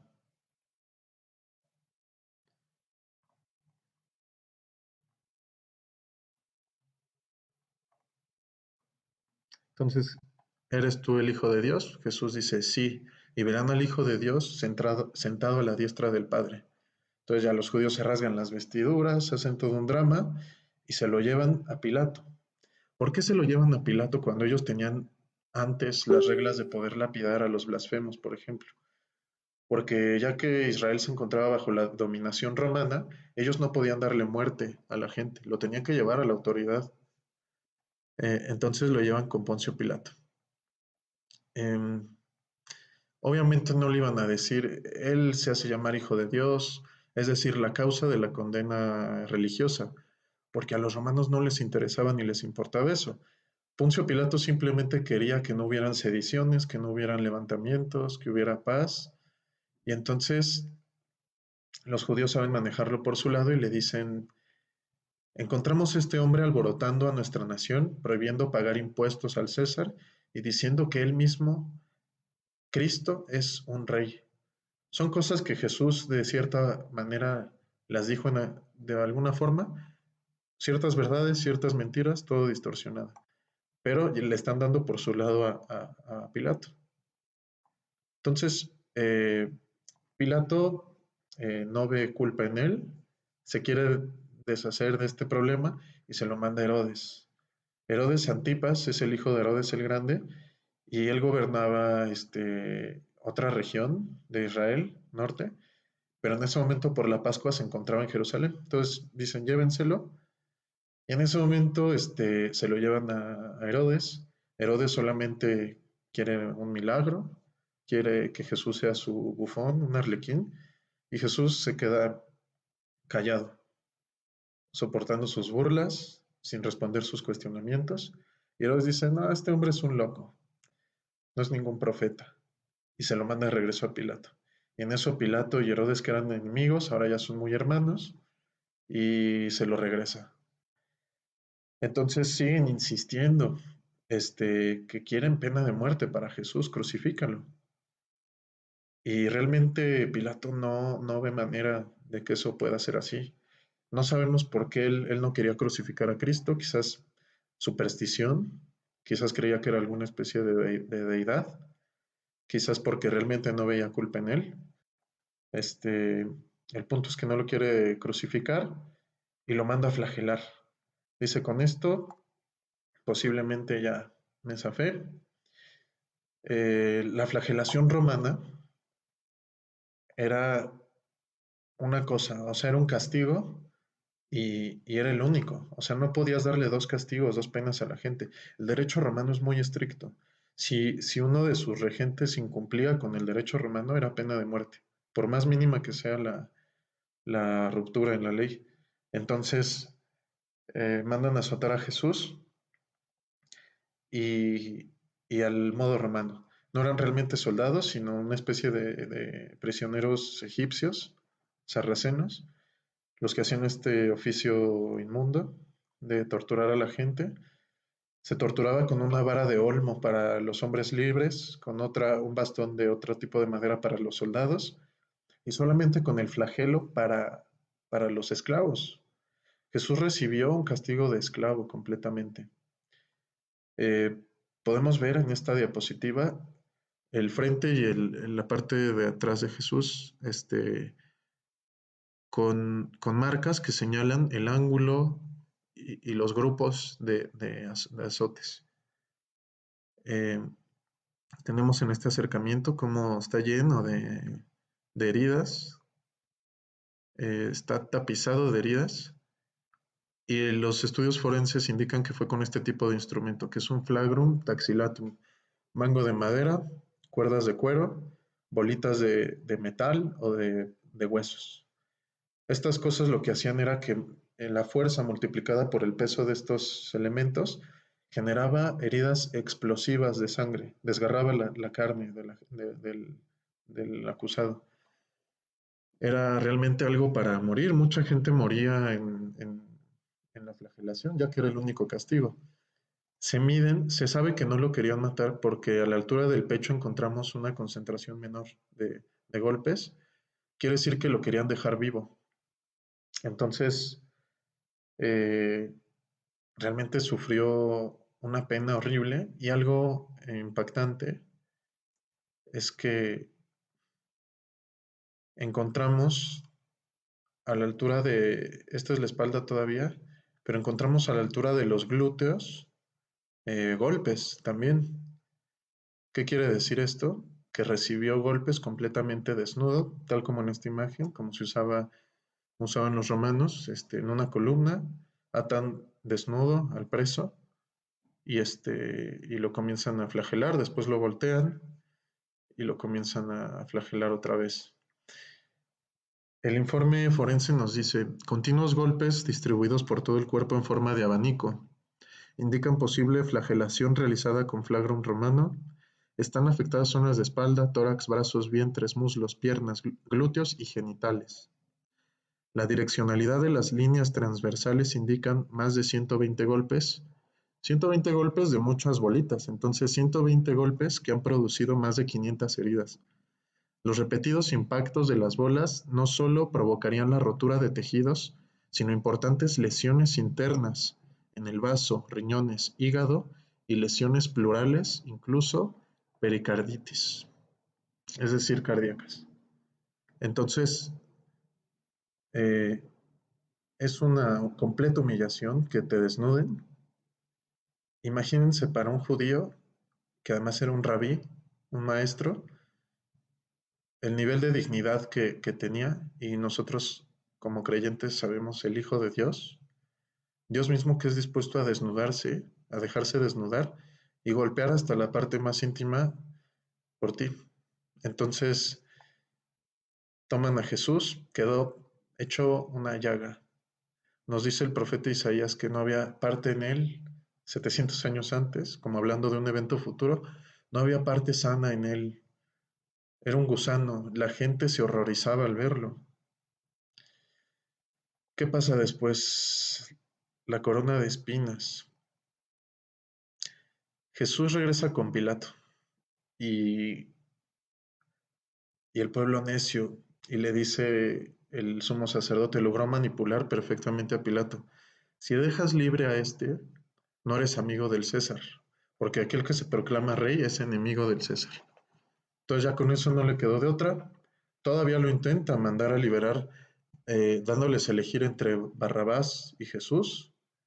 Un dato curioso es que Barrabás, su nombre original es Yeshua Bar Abba o Barrabás, Jesús, hijo del Padre. Eso quiere decir Yeshua Bar Abba. Escogieron a un falso Jesús, hijo del Padre, para condenar al verdadero Jesús, hijo del Padre. Y este dato es histórico, y los primeros cristianos lo querían, no lo decían mucho porque pensaban que era algo muy, muy penoso. Y simplemente lo dejaron como Barrabás, que de hecho él sí era él quería ser un tipo Mesías, un sedicioso, violento, levantaba a la gente, pero así terminó. Seguramente no terminó muy bien, pero el punto es esto, que escogieron al falso Mesías, no al verdadero. Los romanos no solamente flagelaron a Jesús, por alguna razón se ensañaron completamente en él y le hicieron cosas que no eran comunes. Para ellos un esclavo era peor que un perro, entonces le podían hacer lo que quisieran. Además de los flagelos, lo abofeteaban, le escupían, le arrancaban la barba, como dice el Evangelio, este, y la corona de espinas. La corona de espinas no fue como nosotros la pensamos, como una especie de diadema, era más bien una especie de casco, era una especie de casco. Vamos a ver un poco la parte teológica. También en Génesis, ya en cuanto empiezan los relatos más históricos de Génesis con Abraham, Abraham no podía tener hijos, era anciano, su esposa era estéril y ruega a Dios por un hijo. Entonces, Dios le promete un hijo y ese hijo que nace es Isaac, hijo de Abraham. Este Isaac era, imagínense lo que valía para Abraham, el valor que tenía un hijo que era imposible de tener, que había pedido por mucho tiempo con todo su corazón y que además era el primogénito, es decir, él tenía toda la herencia legal para tener las bendiciones y todo lo que le pertenecía a Abraham. Nos narra el relato que le pide Dios a Abraham que sacrifique a su hijo. Esto nos puede sonar súper descontextualizado, algo brutal. Todo se tiene que estudiar en su contexto, ¿no? Eh, el motivo de esto era algo profético que ahorita viene. Isaac carga el leño en su espalda y sube al monte del sacrificio. En el monte del sacrificio, Abraham está dispuesto ya a sacrificarlo como en la imagen. Y un ángel, de alguna manera, detiene su mano. Pudo haber sido una inspiración interna, yo qué sé. Detiene su mano y le dice alto, Yahvé ha visto que tu fe es fiel, es firme, este, no sacrifiques a tu hijo. Y de pronto Abraham voltea y encuentra un carnero, atorado entre las zarzas, entre unas espinas, atorado en la cabeza, entre unas espinas. Entonces aquí encontramos una correlación profética muy grande con Jesús de Nazaret. Jesús es el primogénito, es el Hijo de Dios, que carga en sus espaldas un madero hacia el monte del sacrificio, el Gólgota, para ser sacrificado. Pero así como dijo Abraham a Isaac, que le dijo, Padre, ¿y el cordero? Abraham le dijo, Dios proveerá el cordero. Y justamente lo proveyó. Ese cordero que estaba atorado entre las espinas es Jesús, que está atorado entre las espinas por los romanos que le impusieron un casco con unos cardos que crecen mucho por Jerusalén. No fue una diadema, armaron un casco rápido, con una cuerda lo amarraron, lo pusieron. Los soldados trenzaron una corona de espinas, se la pusieron en la cabeza y le vistieron un manto púrpura. Y acercándose a él le dijeron, Salve, rey de los judíos, y le daban bofetadas. El informe forense encuentra 50 heridas con abundantes coágulos y hemorragias venosas y arteriales en frente, sienes, nuca y cabellera, heridas provocadas por objetos punzantes en la periferia del cráneo. Aquí podemos ver un poco la imagen. De hecho, en el rostro se ve perfectamente como un 3 hecho con sangre que es una sangre muy espesa. Pilato recibe a este hombre completamente ultrajado, escupido, arrancado de las barbas, golpeado. Crucifícalo, crucifícalo. Y entonces dice, aquí está el hombre, yo me lavo las manos, hagan de él como quieran. Y le manda a uno de sus sirvientes, de los soldados que estaban a su cargo, que ejecutara la crucifixión, que era un procedimiento ya muy protocolado por los romanos, hacían muchas crucifixiones para esclavos revoltosos. Ahora, la crucifixión. Jesús camina con la cruz. Usualmente creemos en una cruz, vemos en el arte una cruz así, la cruz latina, pero la historia apunta que realmente se utilizaba un travesaño horizontal llamado patibulum, que es el que ellos cargaban de esta manera, este, amarrados al patíbulum. Y no solo eso, era pesado y además este patíbulum ya tenía un hueco en la espalda, como vemos en esta imagen. Eh, y este hueco en la espalda se injertaba en el travesaño vertical. O sea, era realmente algo práctico. Entonces, no solamente cargaban el patíbulo, sino que los amarraban a los otros reos para que no se escaparan. Y por otra razón, como podemos ver en la imagen central, les hacían un acortamiento en la cuerda del patíbulo al talón, para que no solamente fueran caminando con ese peso, sino que fueran chuecos. El peso enorme del patíbulo, más la caminata y esta desviación de la columna, generaba un debilitamiento y heridas en la columna vertebral, lo que los dejaba muy débiles para la crucifixión y pudieran morir en menos tiempo, porque en realidad las crucifixiones podían durar días, hasta que se descompusiera el cuerpo, hasta que se asfixiara el reo.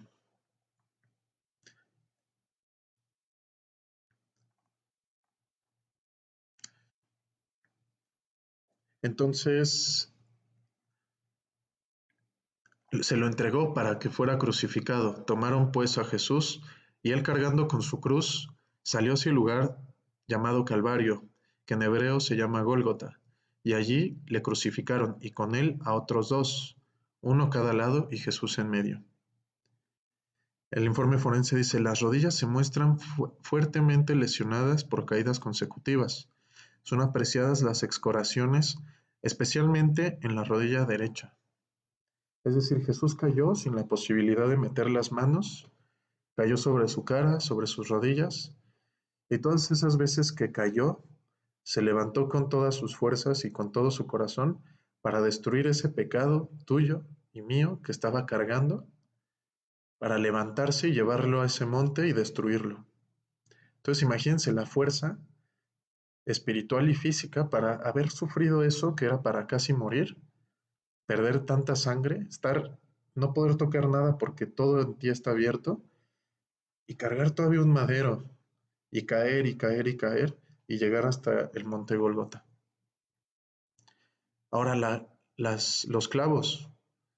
El arte nos muestra casi siempre el 99% de las veces que Jesús fue clavado en la palma. De hecho, cuando salió el negativo en la sábana santa pensaban que era una hechura humana porque decían, Jesús tiene sus heridas en las palmas, no en las muñecas, está mal. Pero realmente hay estudios, los romanos lo sabían y aquí se tuvieron que hacer estudios especiales para constatarlo. Pierre Barbet en los años 30 realiza varios estudios con humanos, sujetos de estudio, pero también con cadáveres, clavándolos pues de las manos, en diversas partes de la mano, y se da cuenta que en la palma se desgarra completamente por el peso, no te soporta más que por segundos.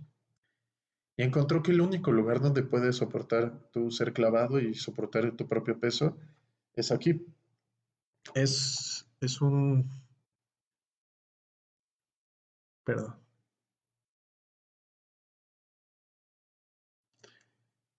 Ok. La perforación está a la altura del radio entre los huesos del carpo. Y la particularidad que él descubrió, Barbet, con brazos vivos, que así le llama porque estaban recién amputados, eh, que al pasar entre esos dos huesos aplastas un nervio que se llama el nervio medio. Este aplastamiento produjo en Jesús y en cualquiera que llegue a sufrir eso, un dolor impensable. O sea, es un nervio vivo y lo estás aplastando y es un nervio importantísimo. Y sintió un dolor espeluznante y además el aplastamiento de este nervio medio genera una contracción muscular en los dedos de diferentes maneras, como vemos en esta imagen. Estas contracciones involuntarias explican por qué la sábana santa se ven solo 4 dedos. Jesús está así. Jesús está así. Entonces, eso explica un poco ese posible error anatómico que algunos ven y que creen que es falsa la sábana santa. Tenemos la herida en las muñecas y tenemos esta contracción muy clara. Este peso en este hueso aguantas 200 kilogramos. O sea, es realmente algo muy fuerte. Los romanos sabían muy bien lo que estaban haciendo. Otra cuestión que se aprecia en la sábana santa es que el escurrimiento de la sangre no es igual en los dos brazos. En un brazo se muestra de manera perpendicular y en otro de manera paralela. ¿Qué quiere decir esto? Que Jesús para respirar, cualquier crucificado para respirar, tenía que levantarse. Es decir, el crucificado estaba con los brazos extendidos. Los informes forenses dicen que a una posición de 65 grados, en el caso de Jesús, más o menos algo así. Lo que te mata en la crucifixión es la asfixia, porque hay una compresión pulmonar. Y entonces tú para poder hablar, si es que quieres hablar algo, te tienes que levantar sobre tus rodillas, como vemos en esta imagen, esta es la posición original, te tienes que levantar en tus rodillas para poder hablar, pero esta es una posición normal. Lo que vemos el caso de Cristo es que vemos un escurrimiento asimétrico. ¿Qué quiere decir esto? Que posiblemente él tenía zafado un hombro, quizás para que embonara con el orificio del patíbulum. Entonces él no tenía manera de soportarse sobre ese brazo que estaba zafado. Se tenía que soportar sobre un brazo. Entonces él tenía que hacer este movimiento que es bastante extraño, que vemos en la diapositiva, para poder hablar. Ahora yo les pregunto, cuando estamos bajo un sufrimiento pequeño o grande, ¿qué clase de palabras surgen de nuestro corazón? Jesús dijo, la boca habla de lo que rebosa el corazón. O sea, si tu corazón está lleno de amor, vas a hablar amor, aún en tiempos difíciles, cuando una situación te obligue a sacar lo peor o lo mejor de ti. Entonces nosotros yo cuando tengo gripa soy un ogro horrible. Ahora imagínense Jesús con todos estos suplicios, ¿qué clase de palabras habrá dicho?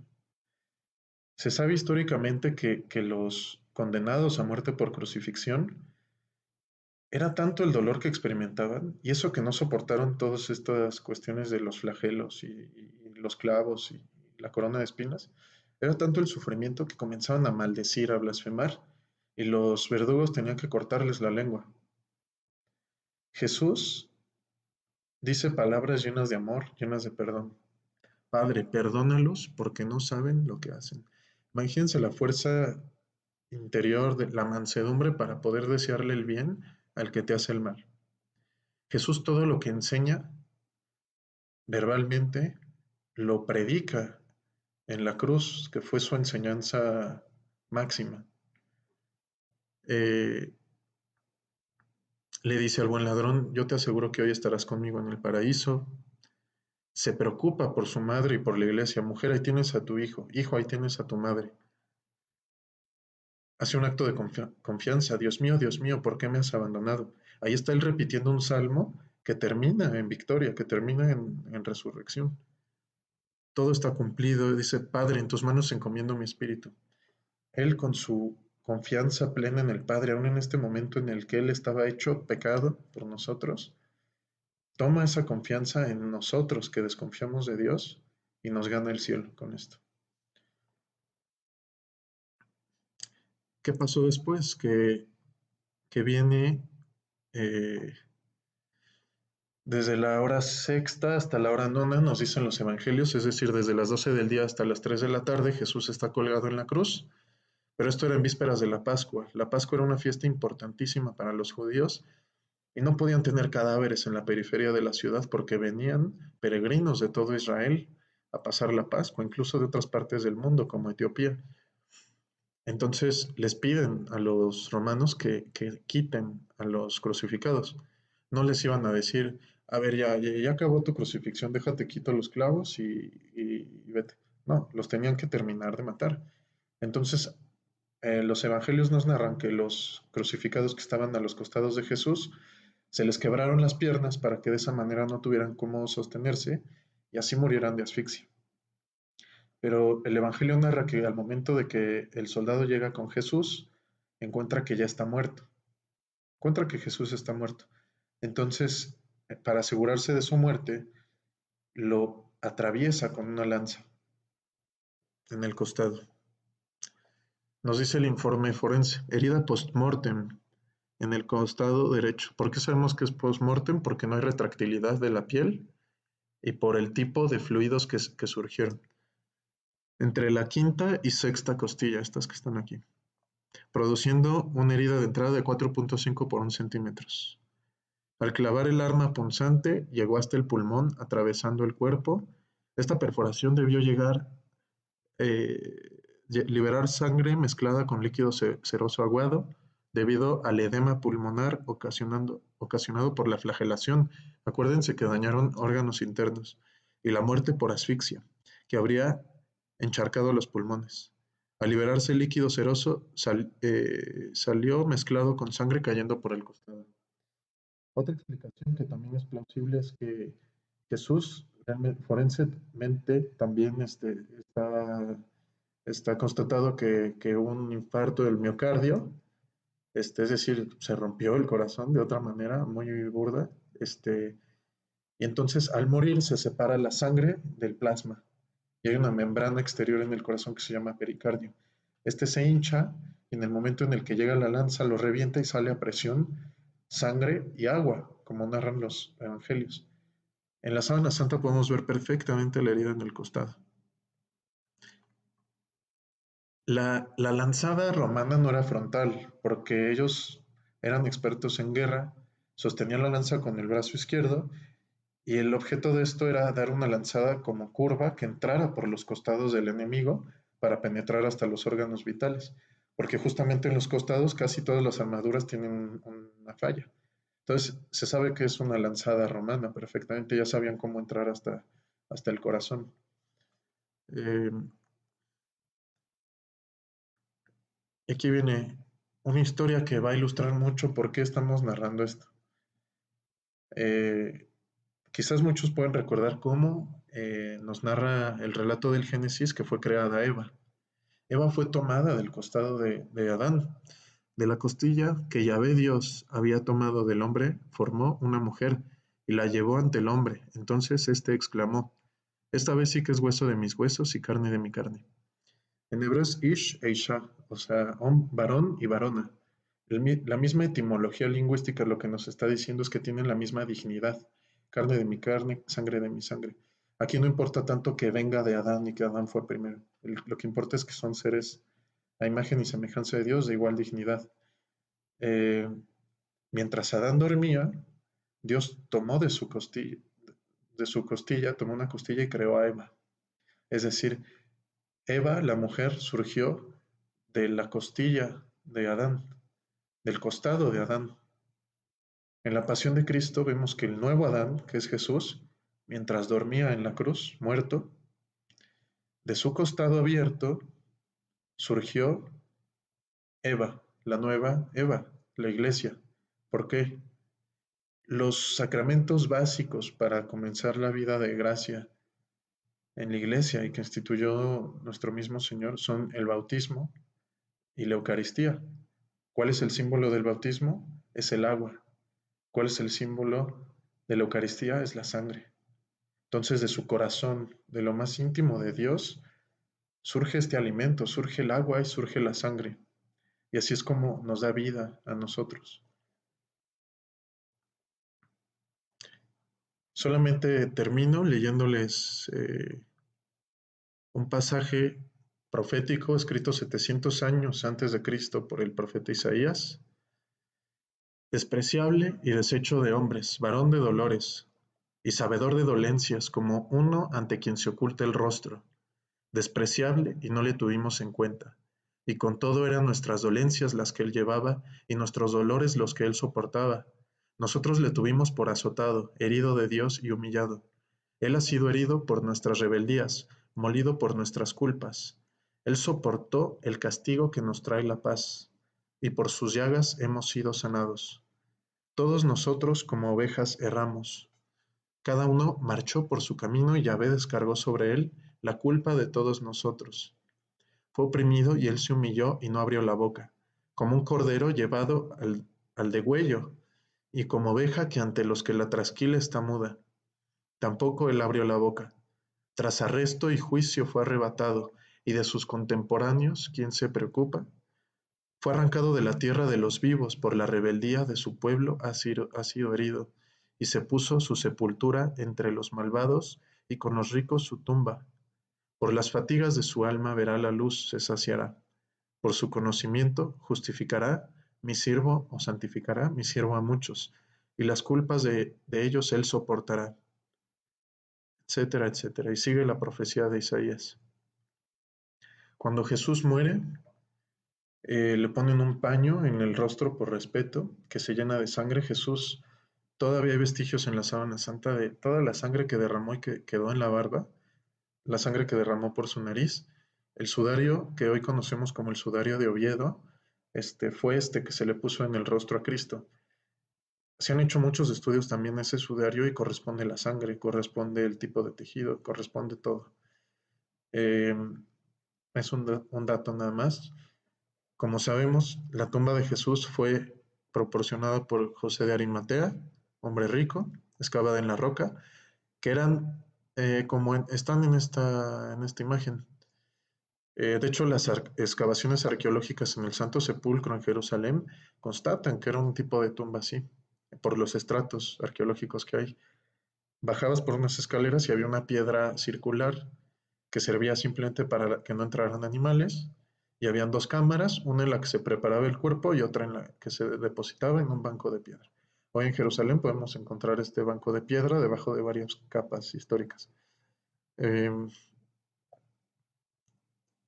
entonces dan sepultura a Jesús, lo ungen con aceites, con perfumes y deprisa, porque ya era Shabbat casi y tenían que prepararse para la Pascua, eran muy estrictos con esto.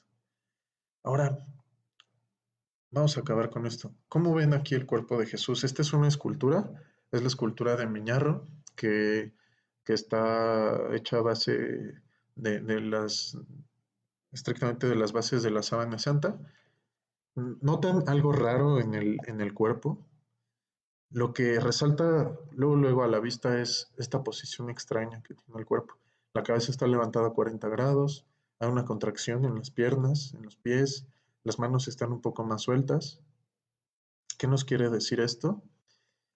Que hay presencia de rigor mortis. El rigor mortis sucede cuando casi toda persona cuando muere presenta rigor mortis, o toda persona cuando muere presenta rigor mortis. Pero el rigor mortis se expresa mucho con mayor fuerza cuando la persona sufrió antes de su muerte. Hay personas que quedan completamente petrificadas y esto se ve incluso en el rostro también. ¿Qué nos quiere decir que encontremos a Cristo en posición de rigor mortis en la sábana? Quiere decir que la imagen nos presenta un hombre antes de que se descompusiera. ¿Por qué? El rigor mortis termina a los 72 días, que son 3 días.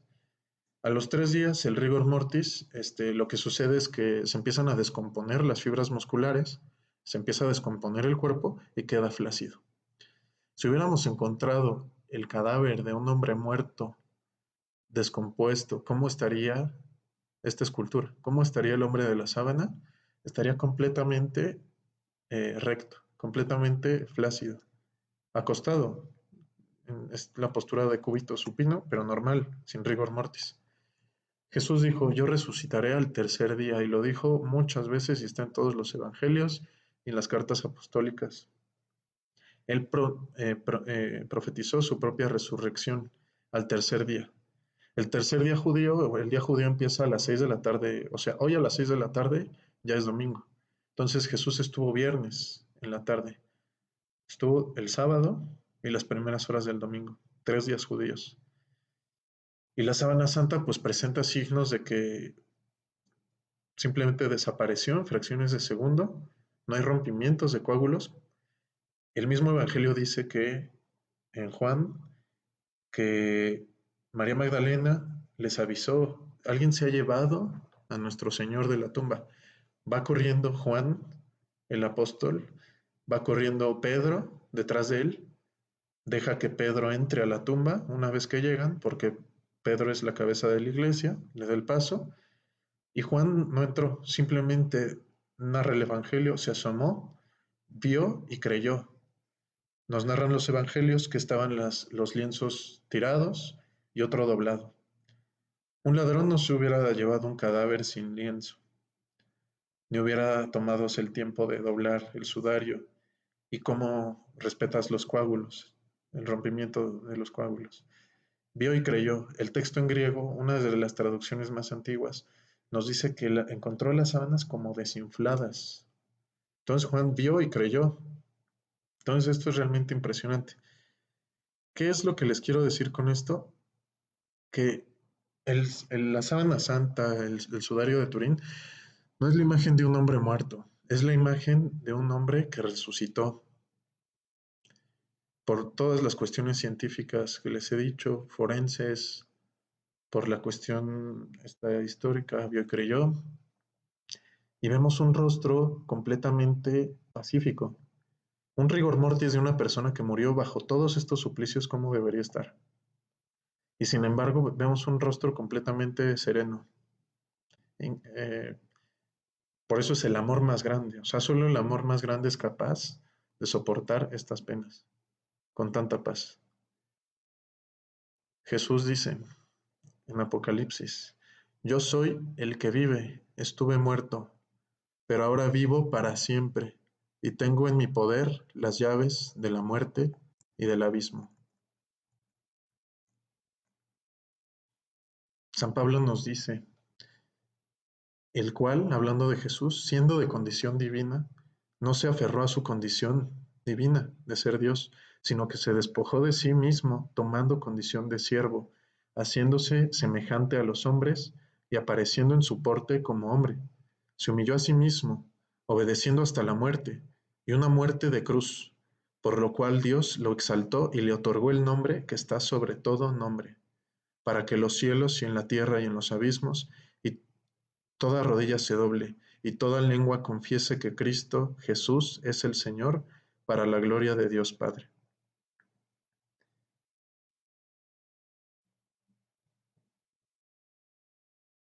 Pues muchísimas gracias. Esto es el fin de la presentación. Creo que fue bastante larga. La verdad no sé si me están viendo. Yo no tengo abierto el Facebook, pero espero que me hayan dejado preguntas o que me las vayan dejando y yo intentaré contestarlas en un ratito aquí que tengamos libre.